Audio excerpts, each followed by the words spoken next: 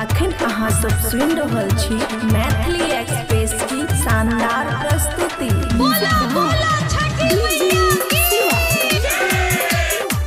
खुशी recording studio बलुआ। घाट बन रह गलिए हो भैया मैया जी के दुआरिया में, हाँ मैया जी के दुआरिया में। निपटे निपटे छाउरी कैलका 2 बजे दुपहरिया हो। निपटे निपटे छाउरी कैलका 2 बजे दुपहरिया हो। घाट बन रह गलिए हो भैया मैया जी के दुआरिया में, हाँ मैया जी के दुआरिया में। निपटे निपटे छाउरी कैलका 2 बजे दुपहरिया हो। निपटे निपटे छाउरी कैलका 2 बजे दुपहरिया हो।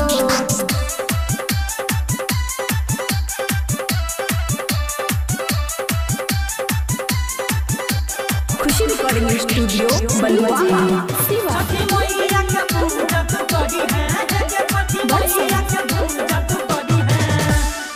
केला कट के घाट सजलिया मैया तोरो दुआरिया में, हाँ मैया तोरो दुआरिया में।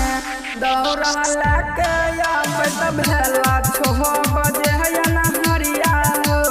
दौड़ा लेके आब तब भेला 6 बजे नहरिया हो।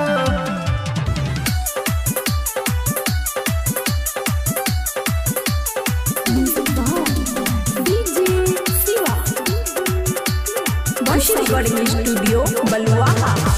विकास दिल खुश रख दलका 4 बजे मोरा हरिया में, हाँ 4 बजे मोरा हरिया में। अमन संगे गेल मनोजवा रहत कहू घटिया पे। अमन संगे गेल मनोजवा रहत कहू घटिया पे। घाट बन बह गल हो भैया मैया जी के दुआरिया में, हाँ मैया जी के दुआरिया में। निपटे निपटे छाउरी कैलका 2 बजे दुपहर